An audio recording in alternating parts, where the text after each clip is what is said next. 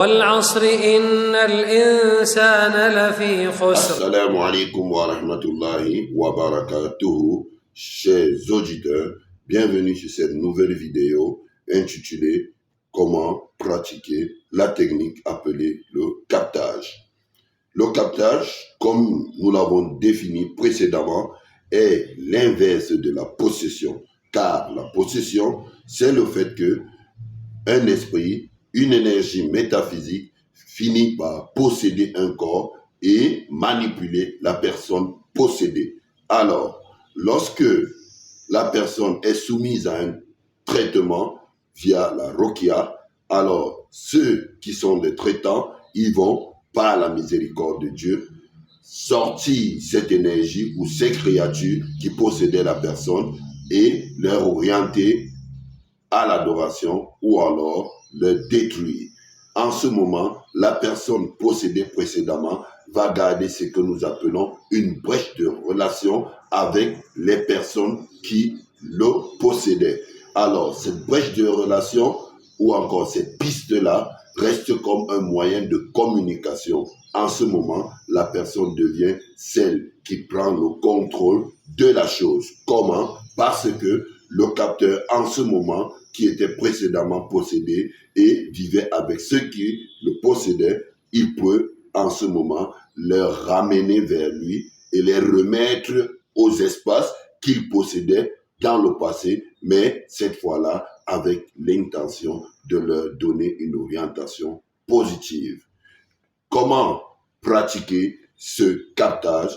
Pour cela, nous avons besoin de respecter un certain nombre de conditions importantes. Dont la première, il faut être quelqu'un de soumis en Dieu.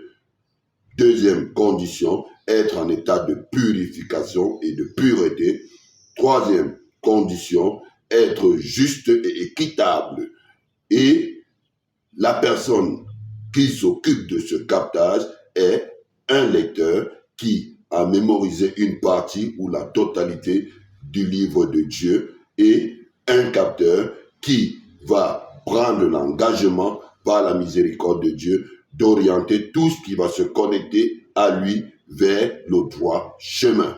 Alors, lorsque ces conditions et ces personnes sont réunies, alors nous pouvons nous rassurer que le résultat du captage serait bon par la miséricorde de Dieu. Parce que, en d'autres termes, celui qui ne respecte pas les conditions, que ce soit le lecteur ou le capteur, il se pourrait que les informations retrouvées ou qui ressortent de cette pratique deviennent des informations à divergence. En ce moment, on peut traiter ou l'énergie qui possède la personne comme une énergie mensongère ou alors la personne qui pilote n'est pas sérieux. Pourquoi? Parce que le résultat venu de cette pratique est un résultat erroné.